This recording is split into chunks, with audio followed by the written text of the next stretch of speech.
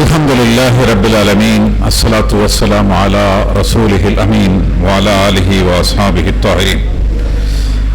فقال الله سبحانه وتعالى في القرآن المجيد: يرفع الله الذين آمنوا منكم والذين أوتوا العلم درجات. Friends for poor ಇದರ ಅಧ್ಯಕ್ಷರಾದ ತನ್ವೀರ್ ಅಹ್ಮದ್ ಸಾಹಬ್ ಅವರೇ ಮತ್ತು ಇಂದು ವಿವಿಧ ಪ್ರದೇಶಗಳಿಂದ ಭಾಗವಹಿಸಿರುವಂತಹ ಫ್ರೆಂಡ್ಸ್ ಫಾರ್ ಪುವರ್ನ ಎಲ್ಲ ಬೆಂಬಲಿಗರೇ ಮತ್ತು ಇಂದು ಭಾಗವಹಿಸಿರುವಂತಹ ಹಿರಿಯರೇ, ಕಿರಿಯರೇ ಮತ್ತು ಮಹಿಳೆಯರೇ, ನಾನು ನಿಮ್ಮ ಮುಂದೆ ಪವಿತ್ರ ಕುರ್ಆನ್ನ ಒಂದು ಸಣ್ಣ ವಚನವನ್ನು ಪಠಿಸಿದ್ದೇನೆ.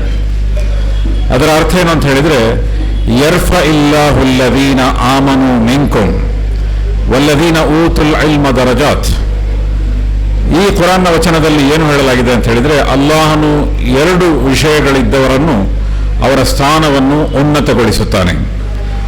ಆ ಎರಡು ವಿಷಯ ಯಾವುದು ಅಂತ ಹೇಳಿದರೆ, ಅಲ್ಲದೀನ ಆಮನು ಮಿನ್ಕುಂ, ಮೊದಲನೇದಾಗಿ ಯಾರಲ್ಲಿ ಈಮಾನ್ ಇರುತ್ತದೋ, ಸತ್ಯವಿಶ್ವಾಸ ಯಾರಲ್ಲಿರುತ್ತದೋ ಅವರ ಸ್ಥಾನವನ್ನು ಉನ್ನತಗೊಳಿಸುತ್ತಾನೆ.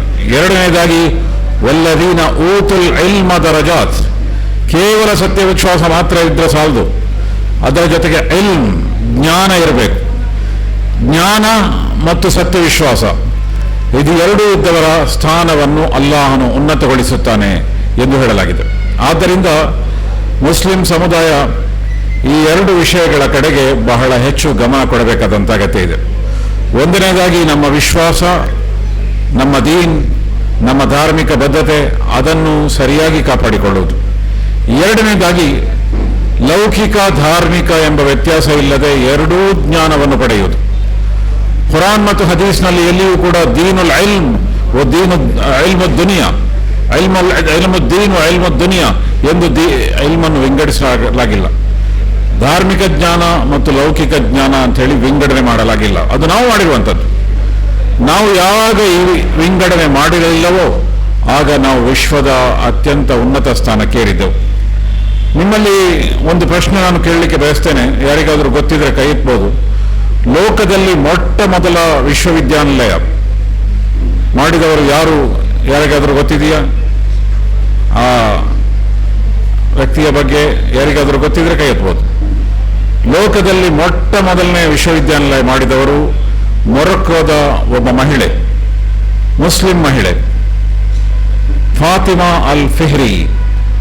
ಅವರು ಮೊಟ್ಟ ಮೊದಲ ವಿಶ್ವವಿದ್ಯಾನಿಲಯವನ್ನು ಮಾಡಿದರು ಮತ್ತು ಆ ವಿಶ್ವವಿದ್ಯಾನಿಲಯ ಈಗಲೂ ಕೂಡ ಇದೆ. ಗಿನ್ನೆಸ್ ಬುಕ್ ವರ್ಲ್ಡ್ ರೆಕಾರ್ಡ್ನಲ್ಲಿ ಅದು ದಾಖಲಾಗಿದೆ. ಯಾಕೆಂತ ಹೇಳಿದರೆ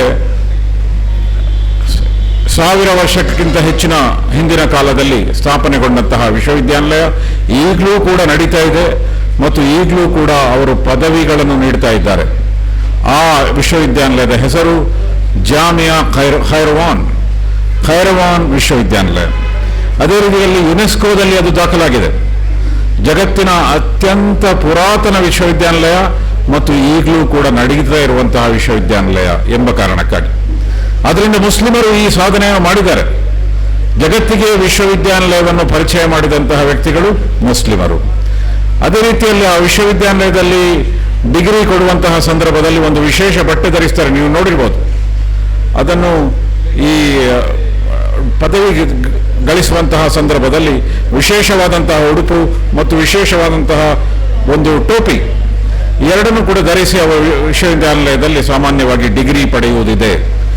ಇದನ್ನು ಕೂಡ ಮೊಟ್ಟ ಮೊದಲು ಆರಂಭಿಸಿದವರು ಅವರೇ ಆಗಿದ್ದರು. ಖೈರವಾನ್ ವಿಶ್ವವಿದ್ಯಾನಿಲಯದ ಫಾತಿಮಾ ಫಿಹ್ರಿ ಎಂಬುವರು ಆರಂಭಿಸಿದಂತಹ ಆ ವಿಶ್ವವಿದ್ಯಾನಿಲಯದಲ್ಲಿ ಮೊಟ್ಟ ಮೊದಲನೆಯದಾಗಿ ಗ್ರಾಜುಯೇಷನ್ ಗೌನ್ ಎಂದು ಹೇಳುವಂತಹ ಪದವಿಯ ಸಂದರ್ಭದಲ್ಲಿ ಧರಿಸುವಂತಹ ವಿಶೇಷವಾದಂತಹ ಬಟ್ಟೆ, ಇದನ್ನು ಅವರೇ ಆರಂಭಿಸಿದ್ದರು. ಆದರೆ ಈಗ ಮುಸ್ಲಿಮರ ಸ್ಥಿತಿ ಏನಾಗಿದೆ? ಭಾರತದಲ್ಲಿ ನೀವು ನೋಡುವುದಾದರೆ, ನಮ್ಮ ಭಾರತಕ್ಕೆ ಮೊದಲ ಸ್ವಾತಂತ್ರ್ಯ ಲಭ್ಯವಾದಾಗ 1947ರಲ್ಲಿ ಅನೇಕರು ಸ್ವಾತಂತ್ರ್ಯ ಹೋರಾಟದಲ್ಲಿ ಭಾಗವಹಿಸಿದರು. ಅದರಲ್ಲಿ ಒಬ್ಬರು ಯಾವಾಗ ಅಂತ ಹೇಳಿದರೆ ಮೌಲಾನಾ ಅಬುಲ್ ಕಲಾಂ ಆಜಾದ್. ಅವರ ವಿದ್ಯಾಭ್ಯಾಸ ಏನು? ಅವರು ಧಾರ್ಮಿಕ ವಿದ್ಯಾಭ್ಯಾಸವನ್ನು ಪಡೆದವರು. ಅವರ ಹೆಸರೇ ಮೌಲಾನಾ. ಅವರನ್ನು ಮೊಟ್ಟ ಮೊದಲನೆಯ ಶಿಕ್ಷಣ ಮಂತ್ರಿಯನ್ನಾಗಿ ಮಾಡಲಾಯಿತು. ಮತ್ತು ಆ ಕಾಲದಲ್ಲಿ ಅವರು ಕೆಲವಾರು ತೀರ್ಮಾನಗಳನ್ನು ತೆಗೆದುಕೊಂಡರು. ಆ ತೀರ್ಮಾನದ ಪ್ರಯೋಜನವನ್ನು ಇಡೀ ಭಾರತೀಯರು ಇವತ್ತಿನವರೆಗೆ ಪಡಿತಾ ಇದ್ದಾರೆ. ಒಂದು ತೀರ್ಮಾನ ಯಾವುದು ಅಂತ ಹೇಳಿದ್ರೆ, 14 ವರ್ಷದ ತನಕ ಎಲ್ಲ ಭಾರತೀಯ ಮಕ್ಕಳಿಗೂ ಕೂಡ ಶಿಕ್ಷಣ ಕಡ್ಡಾಯ ಮತ್ತು ಶಿಕ್ಷಣ ಉಚಿತ. ಇದು ಅವರು ಮಾಡಿದಂತಹ, ಅವರ ಕಾಲ ಅವರು ಶಿಕ್ಷಣ ಆಗಿದ್ದಾಗ ಮಾಡಿದಂತಹ ತೀರ್ಮಾನ. ಅದರ ಪ್ರಯೋಜನವನ್ನು ಈಗಲೂ ಕೂಡ ಎಲ್ಲ ಕಡೆಗಳಲ್ಲಿಯೂ ಕೂಡ, ಪ್ರೈವೇಟ್ ಶಾಲೆಗಳಲ್ಲಿ ಇಲ್ಲ, ಹಲವಾರು ಕಡೆಗಳಲ್ಲಿ ಸರ್ಕಾರಿ ಶಾಲೆ ಮಾತ್ರ ಇದೆ. ಅಂತಹ ಎಲ್ಲ ಕಡೆಗಳಲ್ಲಿ ಎಲ್ಲ ಭಾರತೀಯರಿಗೆ 14 ವಯಸ್ಸಿನವರೆಗೆ ಉಚಿತ ಮತ್ತು ಕಡ್ಡಾಯ ಶಿಕ್ಷಣ. ಇದನ್ನು ಜಾರಿ ಮಾಡಿದ್ದು ಯಾರು ಅಂತ ಹೇಳಿದ್ರೆ ಅಬುಲ್ ಕಲಾಂ ಆಜಾದ್, ಮೊದಲ ಶಿಕ್ಷಣ ಮಂತ್ರಿ. ನೆಹರೂರವರು ಆಗ ಪ್ರಧಾನಮಂತ್ರಿಯಾಗಿದ್ದರು. ಅದೇ ರೀತಿಯಲ್ಲಿ ಯೂನಿವರ್ಸಿಟಿ ಗ್ರಾಂಟ್ ಕಮಿಷನ್ ಅದನ್ನು ಆರಂಭಿಸಿದವರು ಅವರು. ಅದೇ ರೀತಿಯಲ್ಲಿ ಜಗತ್ತಿನಲ್ಲಿ ಇಂದು ಇರುವಂತಹ ಅತ್ಯಂತ ಪ್ರಖ್ಯಾತ ಇಂಜಿನಿಯರಿಂಗ್ ಕಾಲೇಜುಗಳು ಯಾವುದು ಅಂತೇಳಿ ನೀವು ಗೂಗಲ್ ಮಾಡಿದರೆ ಭಾರತದಲ್ಲಿರುವಂತಹ ಐಐಟಿ ಅಂತ ಹೇಳಿದ್ರೆ ಇಂಡಿಯನ್ ಇನ್ಸ್ಟಿಟ್ಯೂಟ್ ಆಫ್ ಟೆಕ್ನಾಲಜಿ, ಇದು ಕೂಡ ಬರ್ತದೆ. ಇದನ್ನು ಆರಂಭ ಮಾಡಿದವರು ಕೂಡ ಅವರೇ ಆಗಿದ್ದರು. ನಮ್ಮ ಸ್ವಾತಂತ್ರ್ಯದ ಸಂದರ್ಭದಲ್ಲಿ ಮುಸ್ಲಿಮರ ಸ್ಥಿತಿ ಹೀಗಿತ್ತು.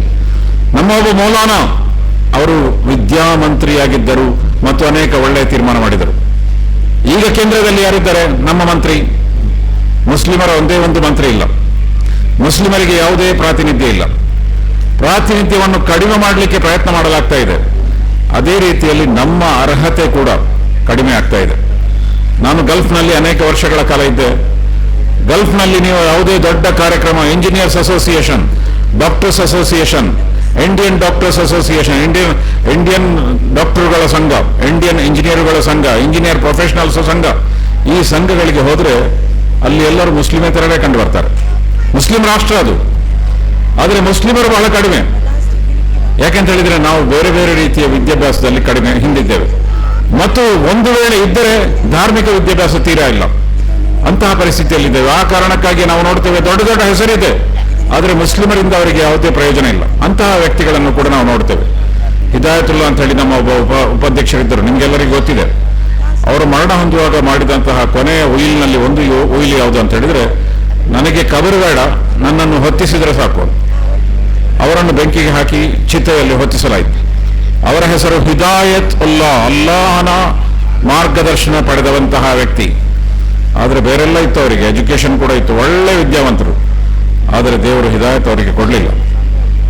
ಅಂತಹ ಪರಿಸ್ಥಿತಿ ನಮ್ಮಲ್ಲಿ ಒಂದೇ ಒಂದು ವಿದ್ಯಾಭ್ಯಾಸ ಇದ್ರೆ, ಲೌಕಿಕ ವಿದ್ಯಾಭ್ಯಾಸ ಮಾತ್ರ ನಾವು ಗಳಿಸ್ತೇವೆ, ಧಾರ್ಮಿಕ ವಿದ್ಯಾಭ್ಯಾಸ ಗಳಿಸುವುದಿಲ್ಲ ಅಂತ ಹೇಳಿದ್ರೆ ಆ ಪರಿಸ್ಥಿತಿ ನಮಗೆ ಬರ್ಬೋದು.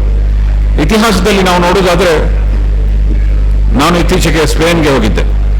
ಸ್ಪೇನ್ನಲ್ಲಿ ಒಂದು ನಗರ ಇದೆ, ಕಾರ್ಡೋವಾ. ಅರಬಿ ಭಾಷೆಯಲ್ಲಿ ಅದಕ್ಕೆ ಕುರ್ತುಬಾ ಅಂತ ಹೇಳ್ತಾರೆ.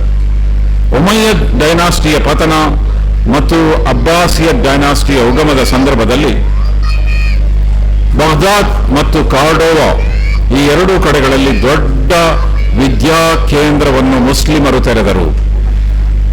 ಅಲ್ಲಿನ ಆ ವಿದ್ಯಾ ಕೇಂದ್ರದಿಂದ ಪ್ರಯೋಜನ ಏನಾಯಿತು ಅಂತ ಹೇಳಿದ್ರೆ, ಅನೇಕ ಆಧುನಿಕ ಶಿಕ್ಷಣಗಳಿಗೆ ಅವರು ಬುನಾದಿ ಹಾಕಿದರು. ನಮ್ಮಲ್ಲಿ ನಾನು ಇಲ್ಲಿ ಕೆಮಿಸ್ಟ್ರಿ ಟೀಚರ್ ಹತ್ರ ಮೊನ್ನೆ ಕೇಳಿದೆ, do you know who is father of chemistry? ಕೆಮಿಸ್ಟ್ರಿಯ ಜನಕ ಯಾರು ಅಂತ ನಿಮಗೆ ಗೊತ್ತಿದೆಯಾ? ಅನೇಕರಿಗೆ ಗೊತ್ತಿಲ್ಲ. ಅದು ಕಾರ್ಡೋವಾದಲ್ಲಿ ಆ ವಿದ್ಯೆ ಆರಂಭ ಆಯಿತು, ಮುಸ್ಲಿಮರ ಆರಂಭ ಮಾಡಿತ್ತು. ಅವರ ಹೆಸರು ಜಾಬಿರ್ ಇಬ್ನ್ ಹಯ್ಯಾನ್.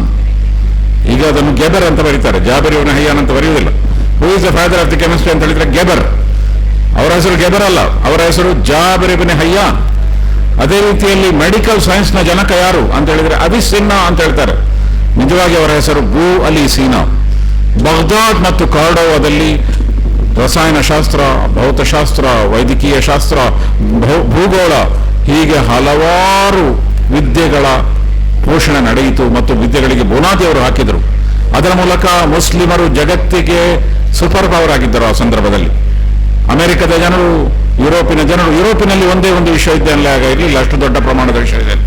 ಲಂಡನ್ನ ಜನರು, ಎಲ್ಲ ಜನರು ಕೂಡ ಮುಸ್ಲಿಂ ಆಡಳಿತದ ಸ್ಪೇನ್ಗೆ ಬರ್ತಾ ಇದ್ರು ಮತ್ತು ಅರಬಿ ಭಾಷೆಯಲ್ಲಿ ಎಲ್ಲಾ ವಿದ್ಯೆಗಳನ್ನು ಕಲಿತಾ ಇದ್ರು. ಕೇನನ್ ಆಫ್ ಮೆಡಿಸಿನ್, ಅಬಿಸಿನ್ನಾ ಬರೆದಂತಹ ಮೊದಲ ಪುಸ್ತಕ ಅದು ಅರಬಿ ಭಾಷೆಯಲ್ಲಾಗಿತ್ತು. ಕಾನೂನ್ ತಿಬ್ ಎಂಬುದು ಆ ಪುಸ್ತಕದ ಹೆಸರು. ಅದರ ಇಂಗ್ಲಿಷ್ ಭಾಷಾಂತರ ಕೇನನ್ ಆಫ್ ಮೆಡಿಸಿನ್. ಹೀಗೆ ಲೌಕಿಕ ಶಿಕ್ಷಣ ಮತ್ತು ಧಾರ್ಮಿಕ ಶಿಕ್ಷಣ ಇದೆರಡೂ ಒಂದುಗೂಡಿದಾಗ ನಮ್ಮಲ್ಲಿ ಬಹಳಷ್ಟು ಪ್ರಯೋಜನ ಆಗಲಿಕ್ಕೆ ಸಾಧ್ಯ ಇದೆ. ಆ ಸಾಧ್ಯ ಆಗಬೇಕಾದ್ರೆ, ನಾನು ಬಹಳ ಹಿಂದೆ ಗಲ್ಫ್ಗೆ ಹೋದಾಗ ಒಂದೇ ಒಂದು ಎರಡೂ ಶಿಕ್ಷಣಗಳನ್ನು ಕೊಡುವಂತಹ ವಿದ್ಯಾಸಂಸ್ಥೆ ಮಂಗಳೂರಿನಲ್ಲಿ ಇರಲಿಲ್ಲ. ಆದರೆ ಈಗ ಈ ಸಂಸ್ಥೆಯೂ ಸೇರಿದಂತೆ ಹಲವಾರು ಸಂಸ್ಥೆಗಳು ಇಲ್ಲಿಯೂ ಇದೆ, ಜಿಲ್ಲೆಯ ಬೇರೆ ಕಡೆಗಳಲ್ಲಿಯೂ ಕೂಡ ಇದೆ. ಅದರ ಪರಿಣಾಮ ಯಾವಾಗ ಆಗ್ಬಹುದು ಅಂತ ಹೇಳಿದ್ರೆ, ಮುಂದೊಂದು ದಿನ ನಮ್ಮ ಜನರು ವಿದ್ಯಾವಂತರಾಗಿ ಹೊರಬಂದಾಗ ಎರಡೂ ರೀತಿಯ ವಿದ್ಯಾಭ್ಯಾಸ ಅವರಲ್ಲಿದ್ದಾಗ ಖಂಡಿತವಾಗಿಯೂ ಕೂಡ ಅದು ಬಹಳಷ್ಟು ಪ್ರಯೋಜನ ನಮ್ಮ ಸಮುದಾಯಕ್ಕೆ ಆಗ್ಬೋದು. ಅದಕ್ಕಾಗಿಯೂ ಕೂಡ ನಾವು ಪ್ರಯತ್ನ ಮಾಡಬೇಕಾದಂಥ ಅಗತ್ಯ ಇದೆ. ಅದರ ಜೊತೆಗೆ ನೀವು ಮಾಡ್ತಾ ಇರುವಂತಹ ಈ ಸೋಷಿಯಲ್ ಸರ್ವಿಸ್ ಆಕ್ಟಿವಿಟಿ, ಸಾಮಾಜಿಕ ಸೇವೆಯ ಕೆಲಸಗಳು ಬಹಳ ದೊಡ್ಡ ಉತ್ತಮವಾದಂತಹ ಕೆಲಸವಾಗಿದೆ. ಅಲ್ಲಾಮಾ ಇಕ್ಬಾಲರು ಒಂದು ಕಡೆ ಹೇಳಿದರು, ಕರೋ ಮೆಹರುಬಾನಿ ತು ಮಹಲೆ ಜಮೀ ಪರ್, ಖುದಾ ಮೆಹರುಬಾ ಹೋಗ ಅರ್ಷೆ ಬರೀ ಪರ್. ಭೂಮಿಯ ಮೇಲಿರುವವರಿಗೆ ನೀವು ಕರುಣೆ ತೋರಿ ಮತ್ತು ಅವರಿಗೆ ಉಪಕಾರ ಮಾಡಿ, ಆಕಾಶದಲ್ಲಿರುವಂತಹ ಪ್ರಭು ನಿರ್ಣಾಯಕ ದಿನದಂದು ನಿಮ್ಮ ಮೇಲೆ ಕರುಣೆ ತೋರುತ್ತಾನೆ. ಆದ್ರಿಂದ ಇದು ಅಂತಹ ಒಂದು ಒಳ್ಳೆಯ ಕೆಲಸ. ಈ ಕೆಲಸವನ್ನು ನೀವು ಮುಂದುವರಿಸಿ, ಆದರೆ ಅದರ ಜೊತೆಗೆ ಶೈಕ್ಷಣಿಕವಾಗಿ ಲೌಕಿಕ ಮತ್ತು ಧಾರ್ಮಿಕ ಶಿಕ್ಷಣವನ್ನು ಒಳಗೊಂಡಂತಹ ಶಿಕ್ಷಣವನ್ನು ಹೇಗೆ ಮಕ್ಕಳು ಪಡೆಯಬಹುದು ಎನ್ನುವ ನಿಟ್ಟಿನಲ್ಲಿಯೂ ಕೂಡ ನಾವು ಆಲೋಚಿಸಬೇಕಾದಂಥ ಅಗತ್ಯ ಇದೆ. ಹಾಗೆ ಆದರೆ ಮಾತ್ರ ನಮ್ಮಲ್ಲಿ ಶಕ್ತಿ ಬೆಳೆಯುತ್ತದೆ, ನಮ್ಮಲ್ಲಿ ದೌರ್ಬಲ್ಯ ಕಡಿಮೆ ಆಗುತ್ತದೆ. ನಮ್ಮಲ್ಲಿ ದೌರ್ಬಲ್ಯ ಉಂಟಾದರೆ ಈ ದೇಶದಲ್ಲಿ ಪರಿಸ್ಥಿತಿ ಬದಲಾಗ್ತಾ ಇದೆ, ನೀವೆಲ್ಲರೂ ನೋಡಿದ್ದೀರಿ. ಅಂತಹ ಸಂದರ್ಭದಲ್ಲಿ ನಾವು ನಮ್ಮ ಶಕ್ತಿ ಮತ್ತು ಸಾಮರ್ಥ್ಯವನ್ನು ಹೆಚ್ಚಿಸಿಕೊಳ್ಳಬೇಕಾದಂಥ ಅಗತ್ಯ ಇದೆ. ಆ ಸಾಮರ್ಥ್ಯವನ್ನು ಹೆಚ್ಚಿಸಿಕೊಳ್ಳಲಿಕ್ಕೆ ಒಂದು ಒಳ್ಳೆಯ ಅವಕಾಶ ಯಾವುದು ಅಂತ ಹೇಳಿದ್ರೆ ಲೌಕಿಕ ಮತ್ತು ಧಾರ್ಮಿಕ ಶಿಕ್ಷಣವನ್ನು ಪಡೆಯುವುದು. ಅದರ ಬಗ್ಗೆಯೂ ಕೂಡ ಉರ್ದು ಭಾಷೆಯ ಒಬ್ಬ ಕವಿಯೊಬ್ಬರು ಬಹಳ ಒಳ್ಳೆಯ ಮಾತನ್ನು ಹೇಳಿದ್ದಾರೆ. ತಕ್ದೀರ್ ಕೆ ಖಾಜಿ ಕಾ ಯೆ ಫತ್ವಾ ಹೈ ಅಜಲ್ ಸೆ, ಹೈ ಜುರ್ಮ್ ಝಯೀಫಿ ಕಿ ಸಜಾ ಮರ್ಗೆ ಮಫಾಜಾ. ಅದರ ಅರ್ಥ ಏನು ಅಂತ ಹೇಳಿದ್ರೆ, ತಕ್ದೀರ್ ಅಥವಾ ಅದೃಷ್ಟವನ್ನು ತೀರ್ಮಾನಿಸುವಂತಹ ಅದೃಷ್ಟದ ಬಗ್ಗೆ ಬರೆದಂತಹ ಕಾಜಿ, ಅದರ ಬಗ್ಗೆ ಬರೆದಂತಹ ನ್ಯಾಯಾಧೀಶ ಬಹಳ ಹಿಂದೆ ಏನು ಹೇಳಿದ್ದಾನೆ ಅಂತ ಹೇಳಿದ್ರೆ, ಹೈ ಜುರ್ಮೆ ಝಯೀಫಿ ಕಿ ಸಜಾ ಮರ್ಗೆ ಮಫಾಜಾತ್. ನಿಮ್ಮಲ್ಲಿ ದೌರ್ಬಲ್ಯ ಉಂಟಾದರೆ ಅತ್ಯಂತ ಕ್ಷಿಪ್ರವಾದ ಮರಣ ನಿಮಗೆ ಬಾಧಿಸ್ತದೆ, ಮತ್ತು ನಿಮ್ಮಲ್ಲಿ ಸಾಮರ್ಥ್ಯ ಉಂಟಾದರೆ ನಿಮ್ಮಲ್ಲಿ ಬದುಕನ್ನು ಕಟ್ಟಿಕೊಳ್ಳುವಂತಹ ಒಂದು ಕೆಚ್ಚದೆ ನಿಮ್ಮಲ್ಲಿ ಉಂಟಾಗುತ್ತದೆ. ಆದ್ದರಿಂದ ದೌರ್ಬಲ್ಯವನ್ನು ಈ ಸಮಾಜದಿಂದ ನೀಗಿಸಬೇಕಾದ ಅಗತ್ಯ ಇದೆ. ಆ ದೌರ್ಬಲ್ಯ ನೀಗಬೇಕಾದ್ರೆ ಶಿಕ್ಷಣದಲ್ಲಿ ನಾವು ಮುಂದೆ ಬರಬೇಕು. ಆ ಶಿಕ್ಷಣ ಎಂಥದ್ದಾಗಿರಬೇಕು ಅಂತ ಹೇಳಿದ್ರೆ ಲೌಕಿಕ ಮತ್ತು ಧಾರ್ಮಿಕ ಶಿಕ್ಷಣದ ಮಿಶ್ರಣ ಅದರಲ್ಲಿರಬೇಕು. ಆ ಸೌಭಾಗ್ಯ ನಮಗೆ ದೊರೆಯಲಿ ಎಂದು ಹೇಳುತ್ತಾ ನನ್ನ ಮಾತುಗಳನ್ನು ಮುಗಿಸ್ತೇನೆ.